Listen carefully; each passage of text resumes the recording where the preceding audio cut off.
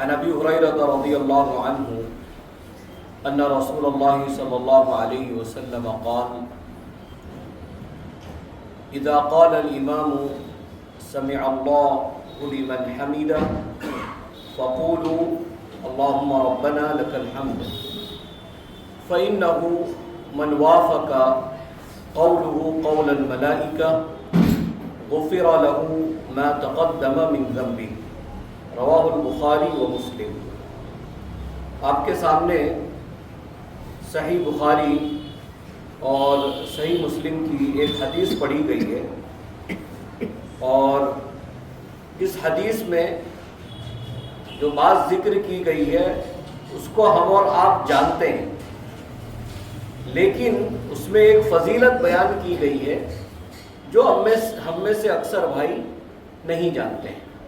ابو ہریرہ رضی اللہ عنہ فرماتے ہیں کہ اللہ کے رسول صلی اللہ علیہ وسلم نے فرمایا اذا قال الامام سمع اللہ لمن حمیدہ، کہ جب امام سمع اللہ لمن حمیدہ کہتے ہیں فقولوا اللہم ربنا لک الحمد، تو تم کہو اللہم ربنا لک الحمد۔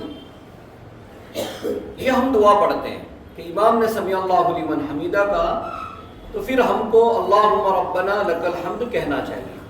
اور بھی بہت ساری دعائیں ہیں جو دوسری حدیث میں ربنا لک الحمد حمدا کثیرا طیبا مبارکا فی، الگ الگ دعائیں ہیں، کہتے ہیں یہ پڑھنا چاہیے۔ اگر کوئی یہ دعا پڑھتا ہے فقولوا اللہم ربنا ولک الحمد، تو تم کہو اللہم ربنا ولک الحمد۔ پیارے نبی صلی اللہ علیہ وسلم فرماتے ہیں فَإِنَّهُ مَنْ وَافَقَ قَوْلُهُ قَوْلَ الْمَلَائِكَةِ، بس جس آدمی کی دعا یعنی اللہم ربنا لک الحمد کہنا اور یہ قول کہنا کہ فَإِنَّهُ مَنْ وَافَقَ قَوْلُهُ قَوْلَ الْمَلَائِكَةِ، تو جس شخص کی دعا فرشتے کی دعا سے موافقت کر جائے، فرشتے کی دعا سے، فرشتے کے قول سے موافقت کر جائے، غفر لہ ما تقدم من ذنبہ، تو اللہ تعالیٰ اس کے پچھلے گناہوں کو معاف کر دیتا ہے۔ یعنی کہ یہ جو ہم کہتے ہیں اللہم ربنا لک الحمد، اس کی کتنی فضیلت ہے کہ اگر یہ فرشتے کے قول سے دعا سے موافقت کر جائے گا تو اس کے بدلے میں اللہ تعالیٰ ہمارے پچھلے گناہ معاف کر دیتا ہے۔ تو یہ پیارے نبی صلی اللہ علیہ وسلم کی تعلیم ہے۔ ہم اور آپ الحمدللہ اللہم ربنا لک الحمد کہتے ہیں، لیکن اس کی فضیلت بھی جان لیں۔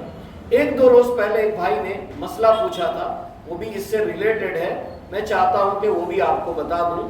وہ سوال یہ تھا کہ جیسے امام سمع اللہ لمن حمیدہ کہتے ہیں تو جو مقتدی ہے، مطلب پیچھے جو لوگ نماز پڑھ رہے ہیں، تو کیا وہ بھی سمع اللہ لمن حمیدہ کہہ سکتے ہیں؟ کہہ سکتے ہیں، وہ بھی سمع اللہ لمن حمیدہ کہہ سکتے ہیں۔ کئی اہل علم علامہ البانی رحمۃ اللہ علیہ اور کئی لوگوں نے اس کا عمومی جو حدیث آتی ہے اس سے استدلال کرتے ہوئے اس کا ذکر فرمایا ہے۔ تو جیسے ہم خاموشی کے ساتھ نماز میں کھڑے ہوتے ہیں اللہ اکبر، تو خاموشی کے ساتھ اللہ اکبر بھی ہم کہتے ہیں، اسی طریقے سے امام اگر سمع اللہ لمن حمیدہ کہتا ہے تو ہم بھی سمع اللہ لمن حمیدہ کہہ سکتے ہیں۔ یہ بھی حدیث سے جو ہے ثابت ہے۔ اچھا، آج کا جو سوال ہے وہ سوال یہ ہے کہ سب سے پہلے نبی کون ہے؟ آدم علیہ السلام۔ اور سب سے پہلے رسول؟ سب سے پہلے رسول کون ہے؟ نبی تو آدم علیہ السلام، سب سے پہلے رسول نوح علیہ السلام۔ سب سے پہلے رسول کون ہے؟ نوح علیہ السلام۔ نبی ہے سب سے پہلے آدم علیہ السلام، لیکن رسول سب سے پہلے کون ہے؟ نوح علیہ السلام۔ آدم علیہ السلام کو اللہ نے سب سے پہلے پیدا فرمایا، سب سے پہلے نبی بنائے گئے، لیکن رسول جو سب سے پہلے ہے وہ نوح علیہ السلام ہے۔ اللہ تعالیٰ سے دعا ہے اللہ جب تک زندہ رکھے ایمان کے ساتھ زندہ رکھے۔